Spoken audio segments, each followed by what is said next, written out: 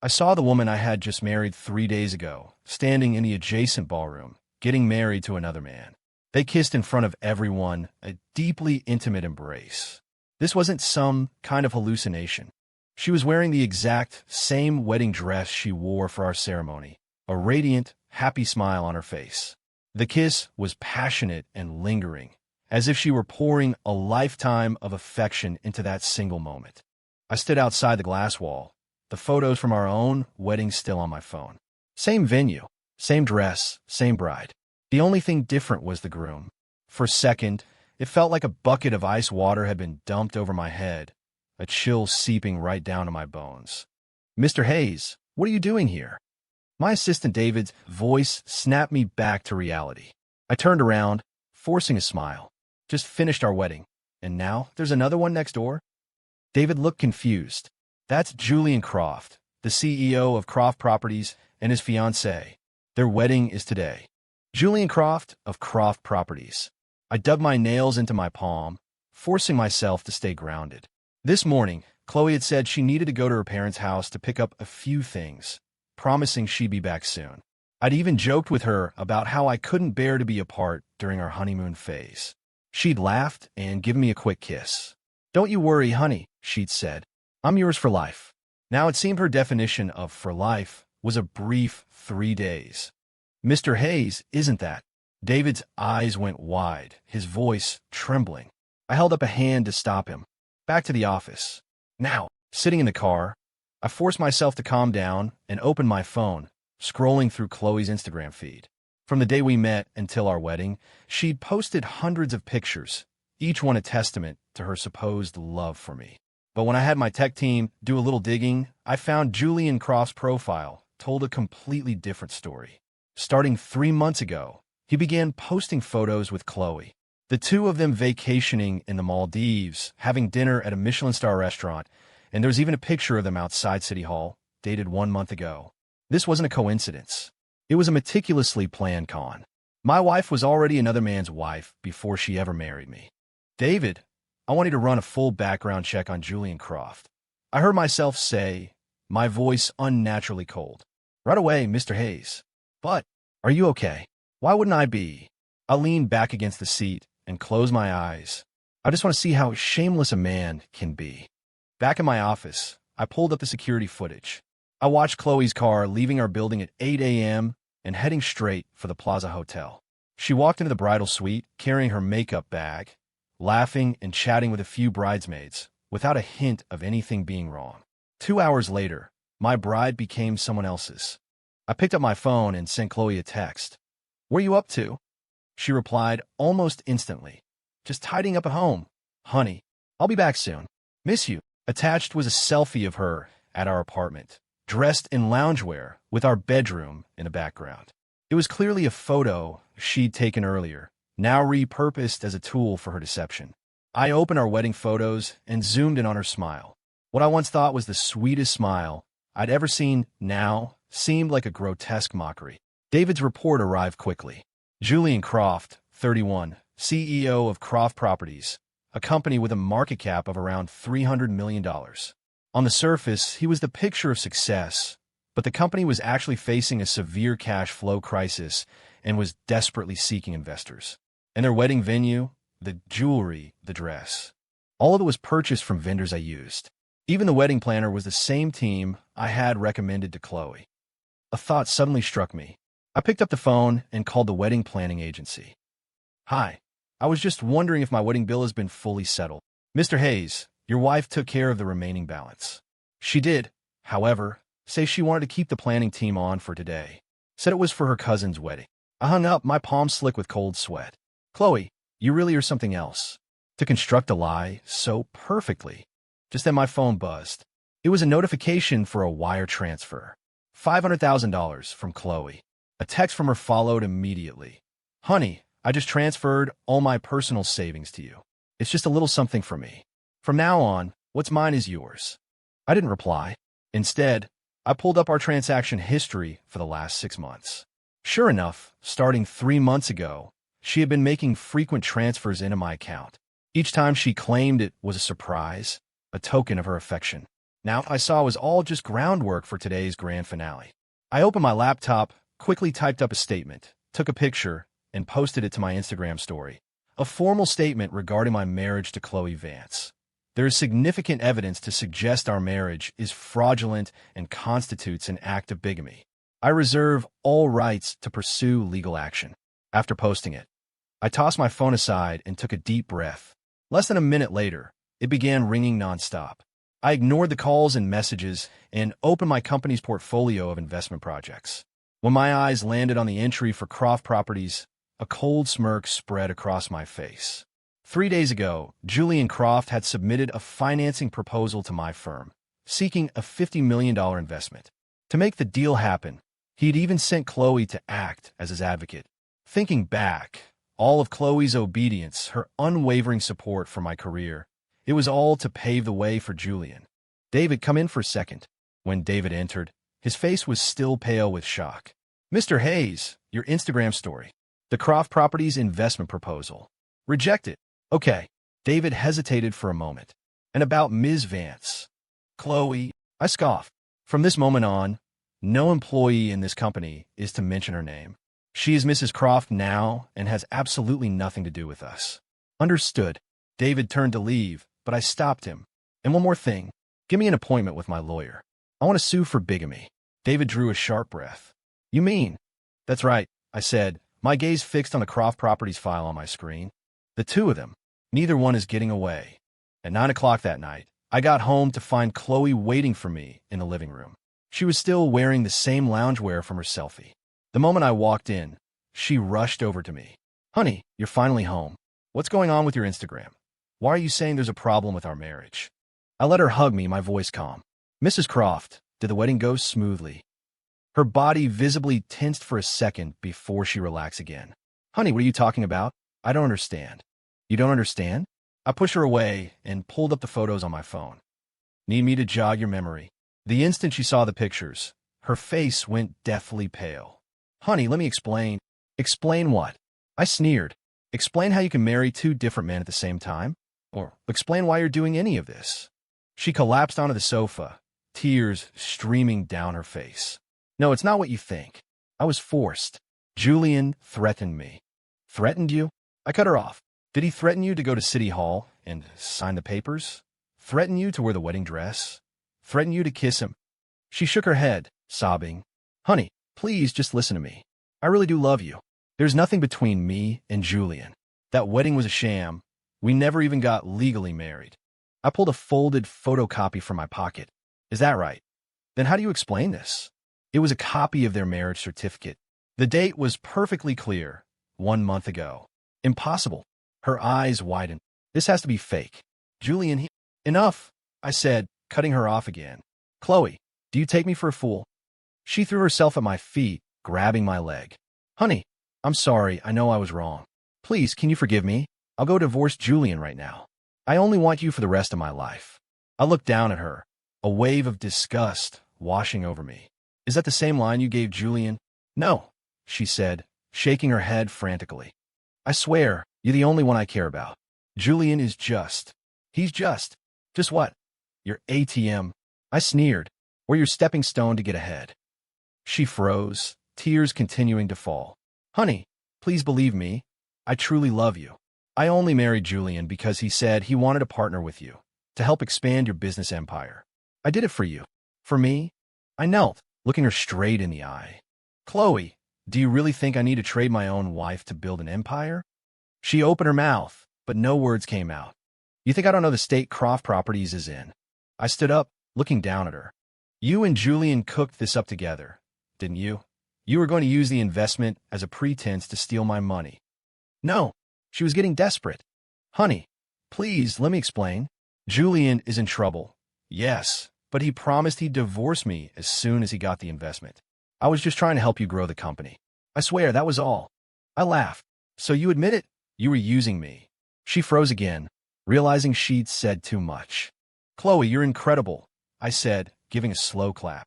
You managed to pull off such a perfect scam in just 3 short months. First, you make me fall in love with you, then you marry me. Then you use Julian's investment scheme to try and fleece me for $50 million. It's not like that. She sobbed, wiping her tears. I really do love you. Julian was a mistake, but my feelings for you are real. Please, just give me one more chance. I'll do anything. I picked up a document from the sofa and tossed it in front of her. Sign it. Her hands trembled as she opened it. Her face went white when she read the title. Divorce papers? Didn't you say you'd do anything? I watched her coldly. Since you're already Mrs. Croft, you can stop occupying the position of my wife. No. She ripped the papers to shreds. I won't sign. Honey, I'll do anything you want, just don't divorce me. I love you. I can't live without you. I cut her off. Chloe, do you know how pathetic you look right now? It makes me sick. Her crying stopped abruptly. You think I'm going to be moved by this? That I'll forgive you? I stared at her pale face and said, word for word, your tears mean less to me than a drop of water on the floor. With that, I turned and walked toward the door. Wait, she grabbed me from behind. Honey, don't go. I'll do anything. I'll get on my knees and beg for your forgiveness, okay? I pried her hands off me. Don't bother. I'll have my lawyer send over a new set of papers tomorrow. If you don't sign them, I'll file charges for bigamy. You can't. She stammered through her tears. You promised you would love me forever. I paused at the door and looked back at her. I did, but that was when you were my wife. Now that you're Mrs. Croft, that promise is officially void. No. She lunged for me, but I stepped aside. By the way, I said, glancing at my watch, Julian should be expecting you. His new home for the night is a suite at the plaza. Shouldn't you be there? She froze, tears streaming down her face. You knew all along. What do you think? I smiled. Did you really think I was that easy to fool? I've had someone watching you since the first day you met with Julian. I just didn't expect you two would have the guts to play a game like bigamy. Her face grew even paler. So you were just waiting for me to confess? No. I looked her dead in the eye and said slowly, I was waiting for you to finish your performance. Just like you played the part of a loving fiancé for 3 months, I played along with your little show. With that, I opened the door and walked out. Behind me, I could hear her hysterical screams. Ethan, you can't do this to me.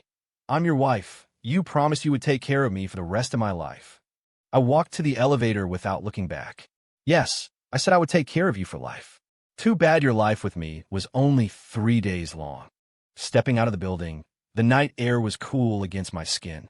I pulled out my phone and dialed a number. Andrew, it's me. It's time to launch the plan. Understood, Mr. Hayes. Don't worry. We've had our eye on Croft Properties for 6 months. We have everything we need. After hanging up, I lit a cigarette. The lights of the plaza glowed in the distance. I wondered if the happy new couple, Mr. and Mrs. Croft, were enjoying their wedding night. My phone vibrated with a stream of texts. Chloe, honey, where did you go? Please come back. Chloe, I know I messed up. Punish me. Do whatever you want. Chloe, I'm going to divorce Julian right now. Just wait for me. Chloe, honey, please say something. I glanced at the messages and sneered. I opened my photo gallery and scrolled back 3 months. It was the day Chloe and I first met. She was wearing a white dress, her smile gentle. She said a mutual friend had introduced us to discuss a potential collaboration.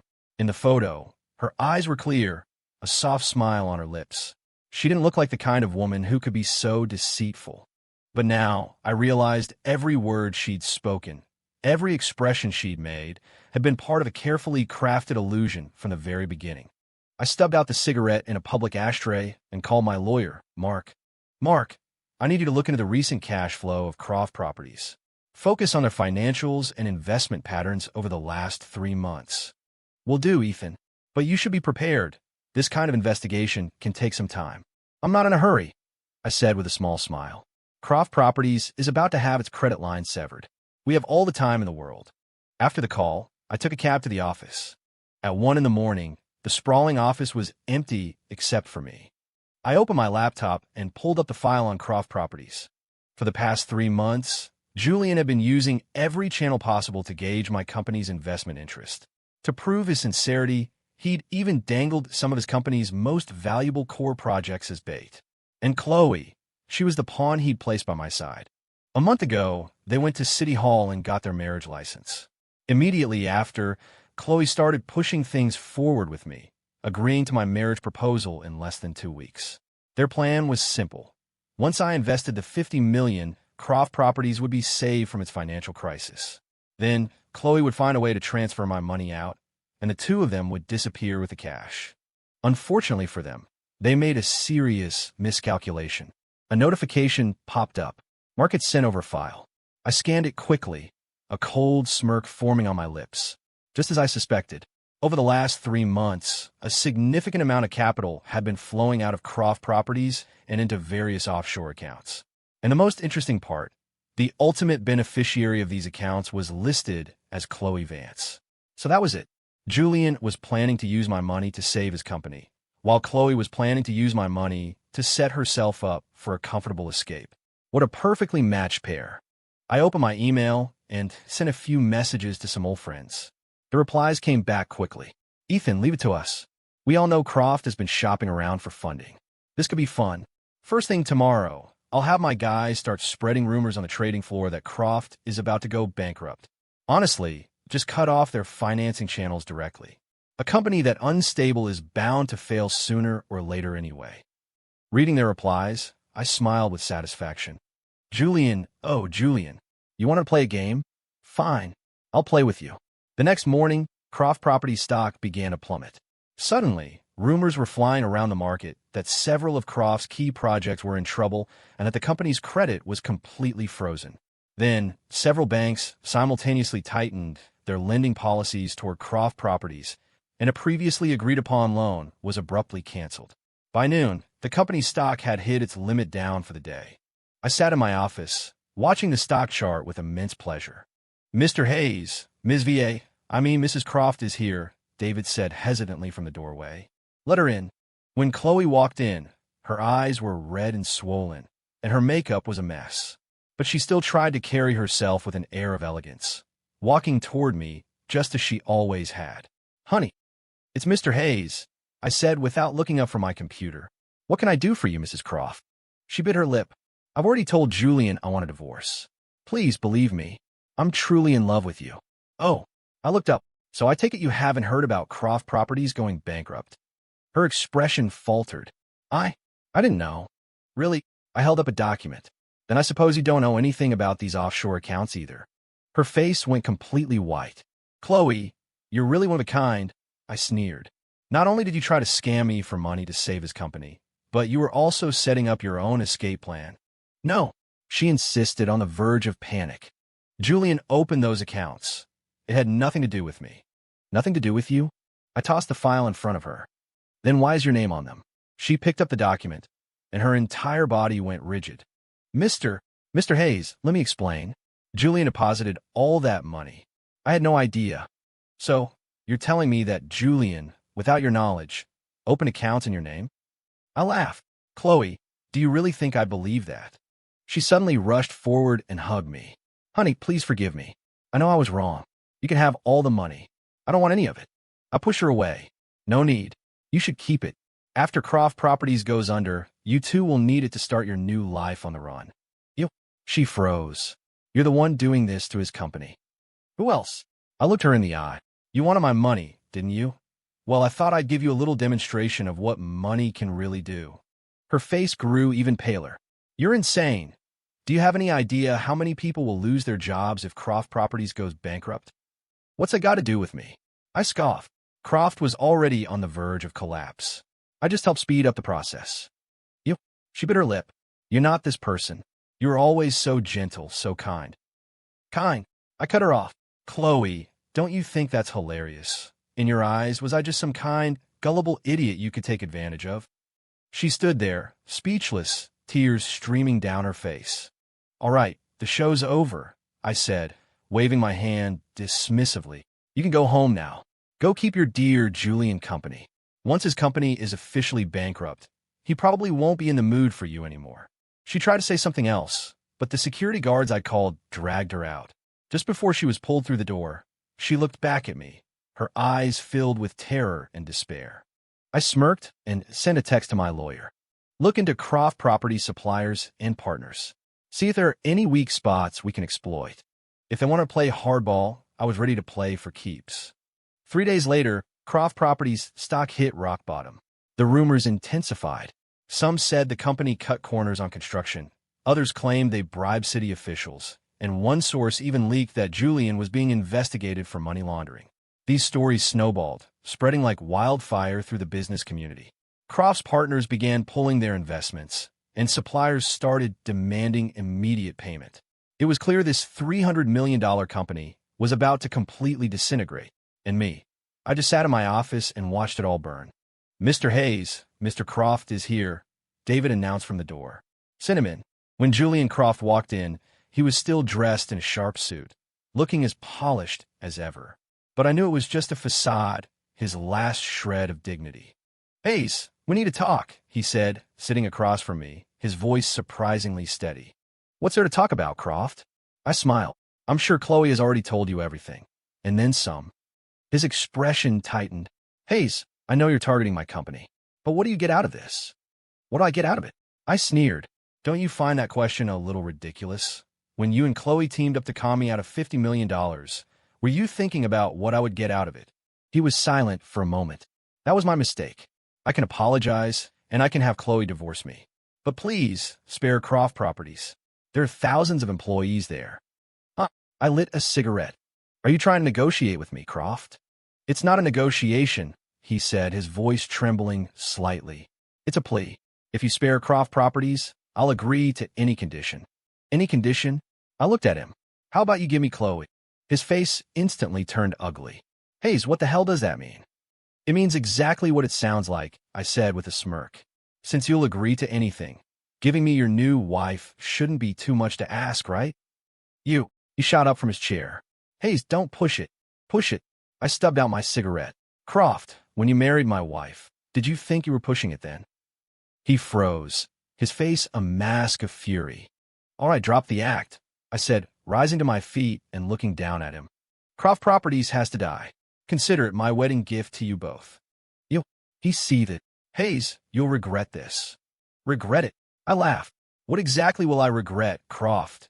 Not giving you $50 million, or not keeping Chloe around?" He stared at me, his eyes burning with rage.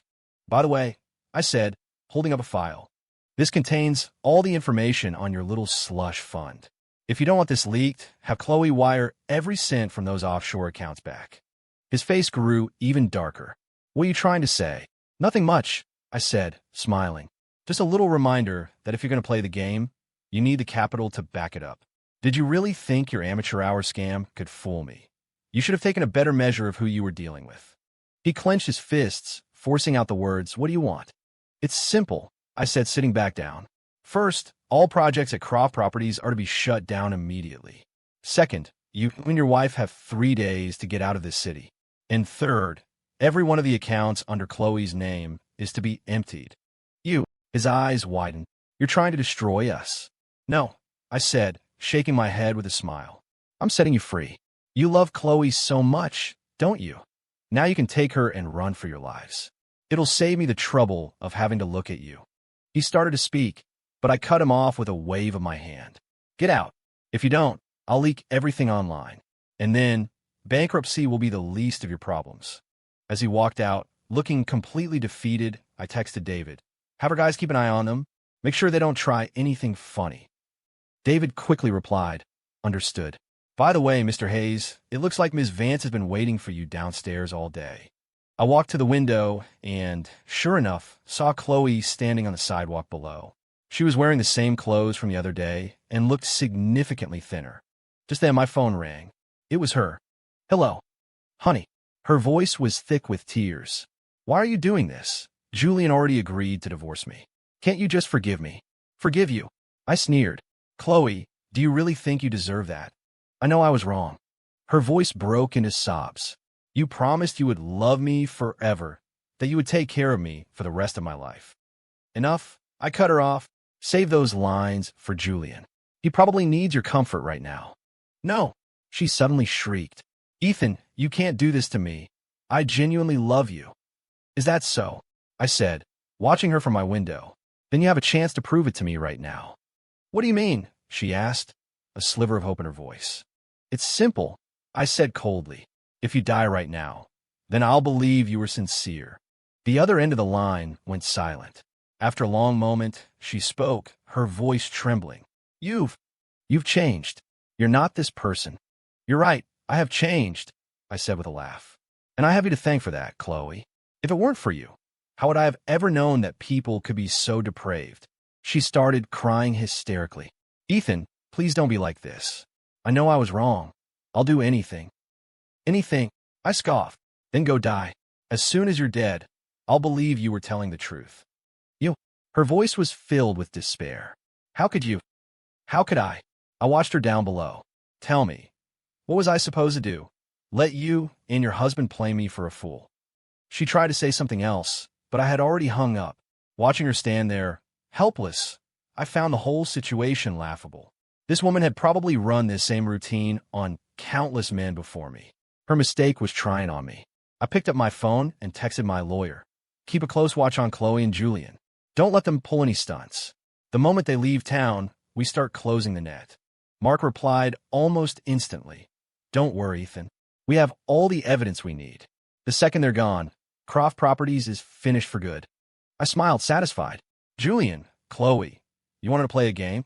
Let's see who destroys whom in the end. A week later, Croft Properties officially declared bankruptcy. I sat in my office, watching the news report. Julian's face was on the front page, the headline blaring, Croft Properties implodes, leaving thousands of homeowners in limbo. A lot had happened in that week. First, Croft suppliers showed up en masse, demanding payment. Then, his business partners all pulled their funding. Finally, with the credit lines completely severed, all his major projects ground to a halt. Julian looked like he had aged 10 years overnight, spending his days running between creditors. But his efforts were futile. Croft Properties was a sinking ship, and it was going down fast. As for Chloe, she continued her daily vigil outside my office building. Rain or shine, she was there, standing for hours on end. I ignored her, but the gossip had already started to spread through my company. Have you heard? Mrs. Croft has been standing out there for a week straight. I know, right? Wearing the same thing every day. She looks so pathetic. You guys don't know the whole story. She's not as innocent as she looks. I watched it all unfold from a distance, waiting for the real drama to begin. On the morning of the 8th day, David rushed in. Mr. Hayes, we have a problem. What is it? I asked without looking up. It's Mr. Croft. He tried to jump off a building. My hand paused. I looked up at him. Is he dead? No, they got to him in time, David said, wiping sweat from his brow. But the story about Croft Properties is out of control now. It's all over the internet. They're saying he was involved in illegal fundraising and money laundering. I smiled. Isn't that perfect? Saves us the trouble. But David hesitated. Spit it out. Mrs. Croft. She almost jumped too. A security guard managed to stop her. I put down the file I was holding and walked to the window. Chloe was still standing there, but she looked like a ghost of her former self. Her hair was a mess. Her clothes were wrinkled, and she was so thin she looked like a skeleton. Just then, she looked up and saw me in the window. The moment our eyes met, I saw the raw despair in hers. Have security bring her up, I said. A few minutes later, Chloe was brought into my office. She stood before me, looking as if she might collapse at any moment. Honey, have a seat, I said, gesturing to the sofa. She seemed to flinch at my tone, but sank onto the couch, her whole body trembling. Julian, he tried to kill himself. I know. I poured her a glass of water. Drink this. You look dehydrated. She took the glass, and tears immediately started streaming down her face. Why? Why are you doing this to us? That's a question I should be asking you, I said, sitting across from her. Why did you do this to me? She lowered her head, tears dripping on her clothes. I'm sorry. I truly know I was wrong. Wrong? I sneered. Chloe, do you really think saying sorry can undo everything you've done? No, she said, wiping her tears. I know I made a huge mistake, but I really did fall in love with you. Love me? I looked at her disheveled state. Then how do you explain being married to Julian? She bit her lip. At first, we were planning to con you. But after spending so much time with you, I genuinely fell for you. I was going to tell Julian, but he threatened me. Threatened you? I cut her off. Did he threaten you to go to City Hall? Threaten you to put on a wedding dress? Or threaten you to pose for wedding photos with him? She froze, unable to speak. You know what, Chloe? I stared into her eyes. Your biggest mistake wasn't trying to deceive me. It was underestimating my intelligence.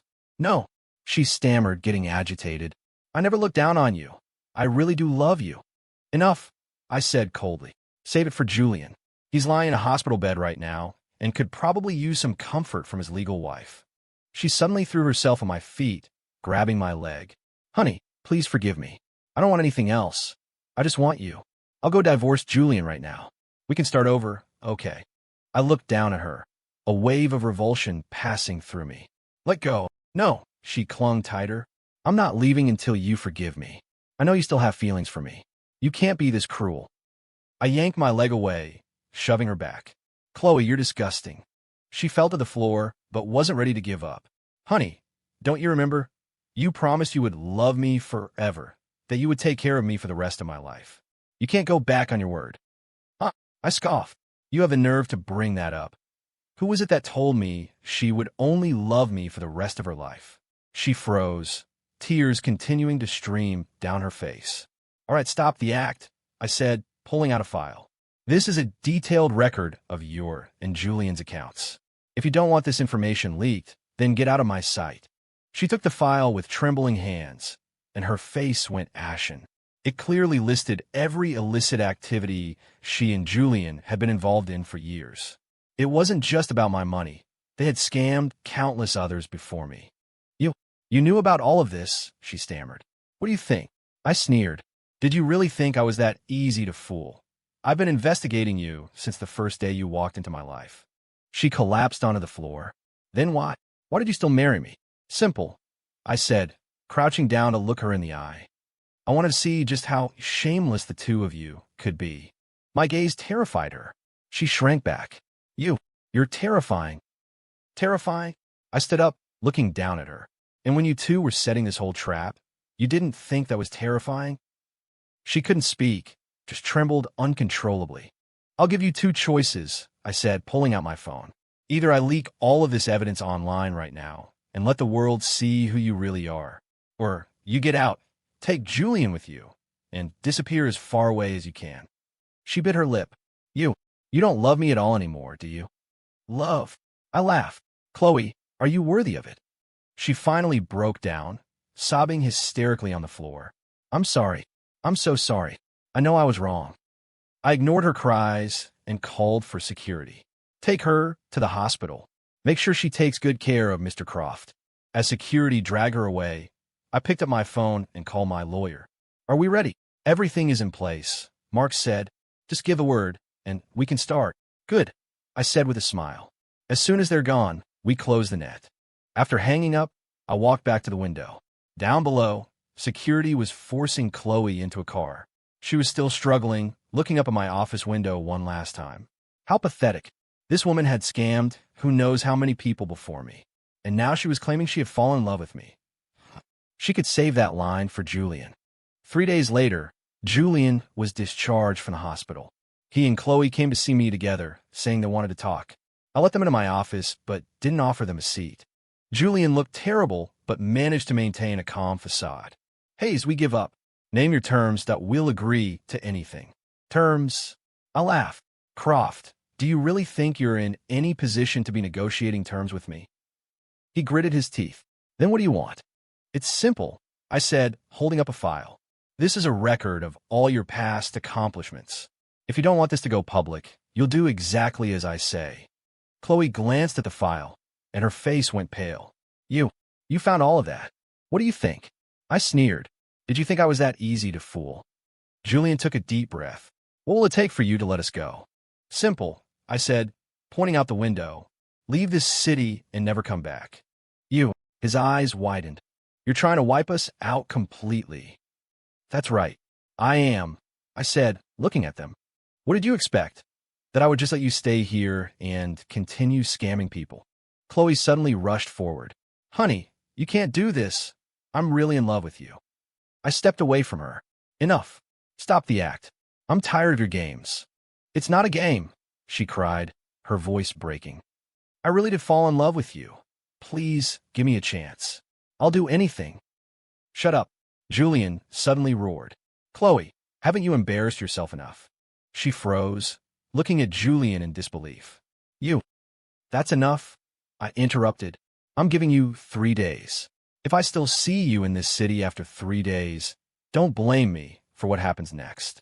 Julian stared at me, his eyes filled with hatred. Hayes, you'll regret this. Regret it? I laughed. What exactly will I regret, Croft? Not giving you more money to scam people with. Or not letting you two make an even bigger fool out of me. He was speechless. He grabbed Chloe and turned to leave. Watching them go, I picked up my phone. David, have our guys keep an eye on them. Make sure they don't try anything. Understood, David said, then paused. But Mr. Hayes, aren't you worried they might retaliate? I sneered. Retaliate? With what? After hanging up, I walked to the window. Down below, Julian was pulling Chloe into a car. Chloe kept looking back at my window, but Julian just shoved her inside. Huh, what a pathetic pair. Just then, my lawyer called. Ethan, the creditors are getting impatient. Should we start moving now? Not yet, I said, watching the car drive away. Let's wait until they're gone. I want to see what other tricks they have up their sleeves. 2 days later, Julian and Chloe vanished. They packed light and left the city in the middle of the night. Before they left, they had a letter delivered to me. It was from Chloe. The message was simple. I'm sorry. We know we were wrong. You will never see us again. I tore the letter to pieces, dropped in the trash, and picked up my phone. We can begin. Almost immediately, the full extent of the Croft Properties scandal erupted. All the evidence was laid bare for the public to see. Illegal fundraising, shoddy construction, bribery, money laundering. For years, Julian and Chloe had used every trick in the book to defraud countless people. I was just one of their many targets. The internet exploded. My God, I had no idea Croft Properties was so corrupt. Those two are completely shameless. That Chloe woman is even worse, preying on wealthy men. Finally, karma caught up with him. I sat in my office, reading the comments with a deep sense of satisfaction. Just then, David rushed in. Mr. Hayes, bad news. What now? Mr. and Mrs. Croft. They've been found. I frowned. Where? At Grand Central Terminal, David said, catching his breath. They were trying to flee the country, but some of their victims recognized them. There's a mob surrounding them right now. I stood up. Let's go take a look. A massive crowd had gathered outside the station, all of them victims of Croft Properties. Julian and Chloe were trapped in a corner, looking utterly defeated. Give us our money back. Give it back. These animals scammed us and thought they could just run away. Kill them. Make them pay for what they did. The angry shouts of the crowd were deafening. Julian and Chloe huddled in the corner, begging for mercy. We're sorry. We're so sorry. We know we were wrong. We'll pay you back. Just please don't hurt us. Watching the scene, I felt a deep sense of irony. Just a few days ago, they were on top of the world, thinking their plan was flawless. Now, they were like cornered rats, being hunted down by the people they had wronged. Mr. Hayes, should we call the police? David whispered. I shook my head. No, let them handle this themselves. Just then, Chloe spotted me. Her eyes lit up, and she struggled to push through the crowd toward me. Honey, help me. Please, save me. I turned and walked away. Behind me, I could hear her desperate, gut-wrenching screams. Ethan, you can't do this to me. I really do love you. I got in my car without looking back. On the drive back to the office, David was hesitant. Mr. Hayes, are you really just going to leave them like that? Leave them to do what? I sneered. This is exactly what they deserve. Back in my office, I turned on the TV. The news was already covering the story. Major development in the Croft Properties fraud case. Police have now intervened. I smiled and called my lawyer. Get the files ready. Hand them over to the police as soon as they arrive. Will do, Mark said, then paused. But Ethan, are you sure you want to let them off this easily? Let them off. I scoffed. This is just the beginning. After hanging up, I opened a file on my computer. It was a compilation of all the criminal evidence my team had gathered on Julian and Chloe over the years. There was enough in there to keep them in prison for at least a decade. Just then, my phone rang. It was an unknown number. Hello, Ethan. It was Chloe's voice. Help me. Please help me. I sneered. And where might you be calling from, Mrs. Croft? I'm at the police station. She sobbed. They're going to arrest me and Julian. Please help me. I'll do anything you want. Anything I want, I said sarcastically. Mrs. Croft, Do you really think you're in any position to be making deals with me right now? She suddenly shrieked. Ethan, you can't do this to me. You promised you would love me forever. That's right, I did, I said coldly. But that was when you were my wife. Now that you're Mrs. Croft, that promise is officially void. You. Her voice was filled with despair. You're so cruel. Cruel? I laughed. Chloe, compared to everything you two have done, do you really think I'm the cruel one here? She was speechless, able to do nothing but sob. All right, drop the act, I said. Enjoy your time in prison. When you get out, maybe I'll even send you a welcome home gift. With that, I hung up. David appeared at the door, looking hesitant. Mr. Hayes, the police are here. They'd like to ask you a few questions. Good. Let them in, I said, leaning back in my chair. As it happens, I have a lot more evidence I'd like to share with them. Looking out at the setting sun, I felt a sense of relief. Chloe, Julian, you wanted to play a game? Let's see who destroys whom in the end. This was a game I was destined to win. A month later, I was in my office going over some documents when David burst in. Mr. Hayes, something terrible has happened.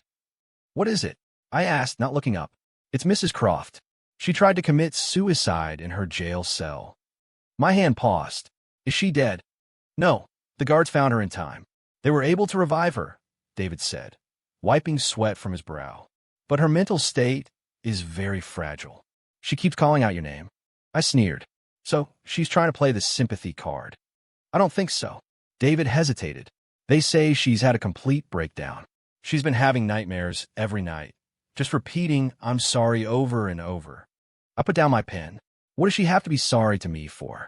The people she should be apologizing to are the ones she scammed. There's more, David said, trailing off. Just say it. Mr. Croft has lost his mind. I looked up. What do you mean? Exactly what it sounds like, David said. He spends all day talking to himself in his cell, and sometimes he just flies into a rage. The police think he's had a psychotic break. The shock of it all was too much for him. I smiled. That's what you call karma. Just then, my phone rang. It was my lawyer, Mark.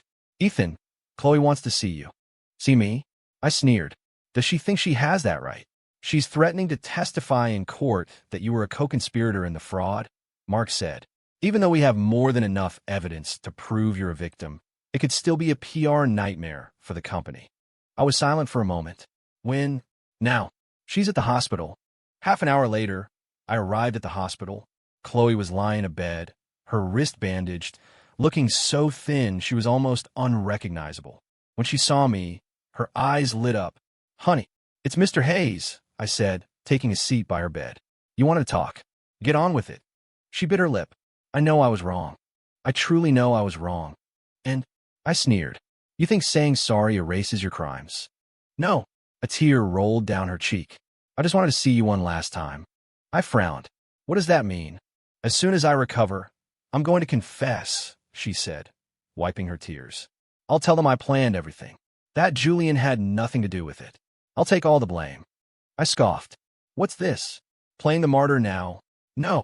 She shook her head. I just want to atone for what I've done. I've hurt so many people over the years. Especially you. I regret it so much. Regret. I looked at her. You think regret does any good? She suddenly became agitated. I know it doesn't, but I can't help it. I dream about you every night, about the time we spent together.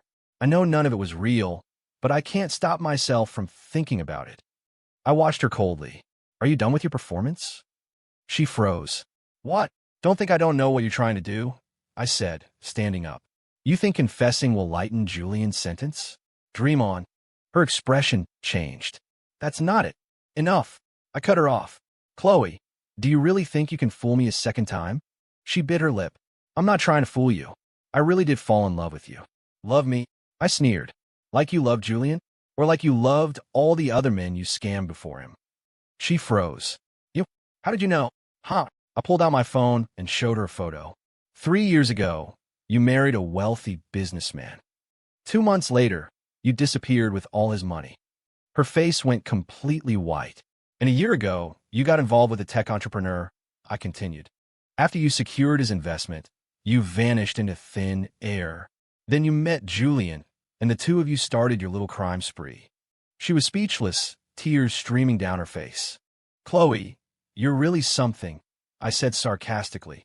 You managed to play the part of the devoted lover so convincingly every single time. Your only mistake was trying it on me. She finally broke. I'm sorry. I'm so sorry. I truly know I was wrong. You know you were wrong? I scoffed. Then go say you're sorry to the people you ruined. They need to hear it a lot more than I do. With that, I turned to leave. Wait, she struggled to get out of bed. Ethan, you can't do this to me. I mean it. I walked out of the room without looking back. Behind me, I could hear her hysterical screams. Ethan, stop, you can't just. There was a loud thud. I glanced back and saw she had fallen to the floor. Nurses rushed in to help her back into bed. She was still crying uncontrollably. Ethan, you can't. You promised you would love me forever. I watched the scene with cold detachment and walked away. Leaving the hospital, I called Mark. Prepare a lawsuit. Defamation and witness tampering. She threatened to lie about me in court. Got it, Mark said. But Ethan, aren't you worried she might actually? No, I cut him off. I know her acting skills better than anyone. This is just another performance to try and reduce her sentence. After hanging up, I drove back to the office. On the way, David called. Mr. Hayes, it's bad. Mr. Croft has completely lost it. What do you mean? He went berserk in his cell and injured several guards, David said, out of breath. They're rushing him to the hospital now. I sneered. Huh, those two are quite the actors. I don't think he's acting, David said. The doctor said he's had a complete psychotic break. It seems the shock of everything finally broke him. I was silent for a moment. Let him be. If he's insane, it's probably for the best. At least he won't be able to pull any stunts in court. I hung up and kept driving. Suddenly, another call came in. It was from a hospital. Hello, is this Mr. Ethan Hayes? A nurse asked urgently. Ms. Chloe Vance has attempted suicide again.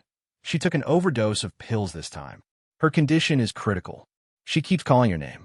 Can you please? I hung up the phone. What a joke. Did they really think I'd fall for the same trick twice? When I got back to the office, David rushed in before I could even sit down. Mr. Hayes, it's happened. What now? Mr. Croft. He jumped from the hospital roof. David's face was pale. Just a few minutes ago. He jumped from the 5th floor. He died on impact. I froze for a second. He's dead. Yes, David said, wiping sweat from his brow. Right before he jumped, he was shouting Chloe's name, saying something like, "We'll atone for our sins together." I sneered. So he thought dying would reduce Chloe's sentence. How naive. Just then, my phone rang again. It was the hospital. Mr. Hayes. The nurse's voice was even more frantic. When Ms. Vance heard that Mr. Croft had died, she tried to kill herself again. She cut her wrists. She's lost a lot of blood, and her condition is extremely critical. I hung up and said to David, "Get the car. We're going to the hospital." When I arrived, the light outside the operating room was still on. Mark was already there waiting for me. Ethan, this time it's real. I think she really wants to die. I sneered. Is that so? Then let her. Just as I said it, the doors to the operating room opened.